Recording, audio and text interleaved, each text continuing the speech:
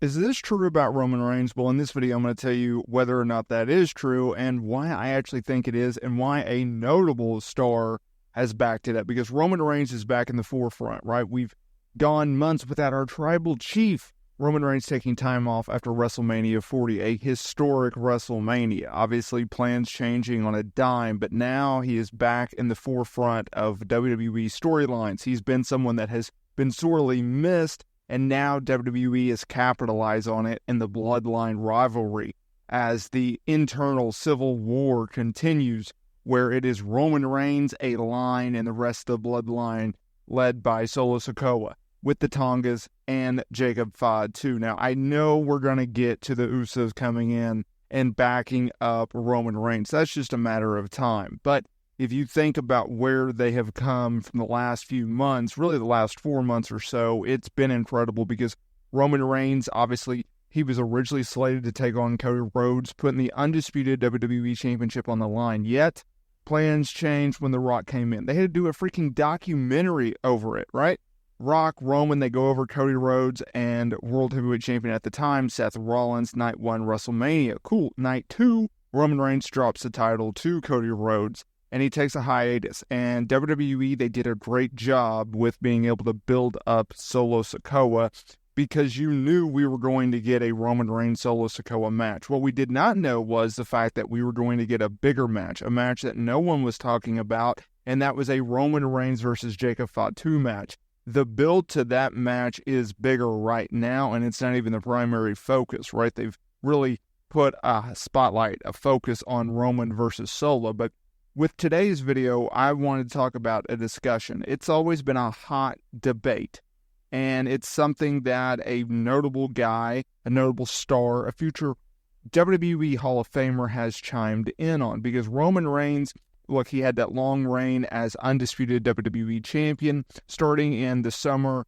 of 2020, August of 2020, and obviously ran through this year. He beat the who's who of this business, right?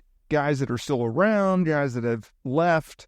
He did it all. He had one of the most dominant, just absolutely spectacular runs as a current modern era WWE champion. Now, that leads us to today's video because the GOAT debate, right? Greatest of all time. Now, John Cena, he's been called the greatest of all time by Michael Cole and WWE. However, John Cena, he won't name himself as the GOAT because while speaking with Shannon Sharp on the Club Shay Shay, Cena praised Ric Flair for his in-ring skills and accomplishments, but he said that his GOAT comes down to business. I don't think there is a better breathing example of the best of the business has ever been than Roman Reigns. It's amazing that I'm still saying active talent. With years in front of him, is the greatest of all time. He's been it since 2012, which, side note, I do not agree with that whatsoever. Anyways, he goes back. I had to work my way up. I started on the bench and then got on this Saturday program, lost every match. He came in with the Shield, a really high-level spot, and never wavered. Even when the fans didn't like him, he was still in a main event spot. He's been in the main event lens for over a decade. In 2012, the stock was trading at $11. WWE TKO is now at 117. That's on his shoulders. There's isn't a better indication, and I know it's a team effort, nobody does it alone, but to me is some serious crap. I have to give respect where it is due. Roman is smart, passionate about this business, multi-generational athlete. He has a respect for his family, the locker room, the business. He's a very smart performer and someone I respect. He beat my greatest of all time. In regards to The Rock being in the discussion, he said Rock would be second. He did the same thing in the 90s.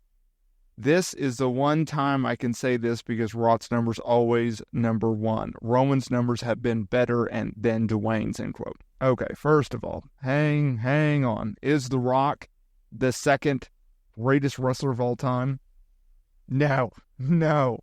Hulk Hogan holds the spot as the GOAT because of his longevity and success, regardless of my personal opinion, which, by the way, I think he's a despicable human being. Based off of the racially driven comments in which he's made over the years.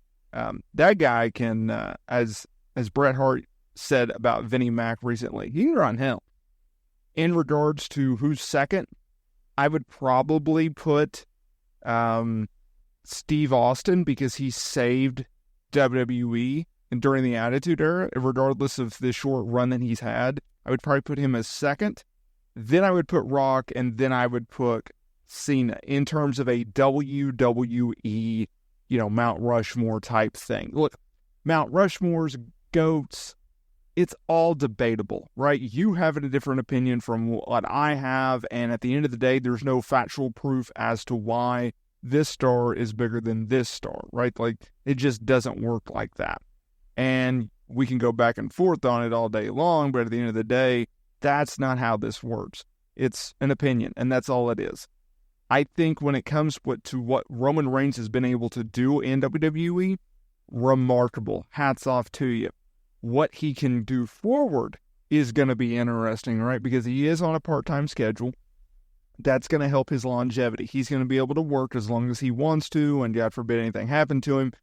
He's going to be around for quite a while. He's still in his, late 30s, right? He's done so much.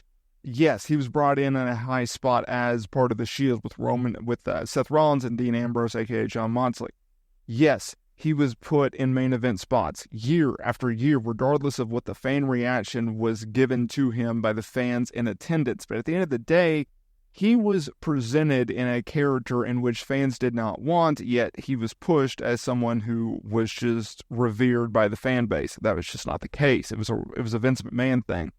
That has helped Roman Reigns because he had to go through that adversity to get to the spot that he's in. But I think at the end of the day, Roman Reigns he's crafted a niche in terms of what he's been able to do with the tribal chief character, in which has branched out. So it started as a niche, but it branched out into a much bigger deal, into one of the hottest gimmicks in all of pro wrestling, and it'll go down as one of the best gimmicks of all time. This Bloodline storyline, which continuously goes. Every single time we think the Bloodline storyline is done, it's over, they can't get any more out of it, they somehow do. I mean, they're bringing in people that weren't even under contract with the company 6 months ago, right? Like, it's insane. And the Samoan dynasty, in terms of all of the family members in which this family has, it is insane, and who are in the wrestling business. I mean, Rikishi still has a son out there that has not been signed by WWE. I saw a highlight video going around for him. But anyways, let me know. Do you agree with Cena? Is Roman the GOAT? Who is your GOAT? Let me know down in the comments area below. Make sure to hit that like button, subscribe button, and consider joining our members-only section for more wrestling content. $2.99 a month will get you a ton of content. I will see y'all in the next video.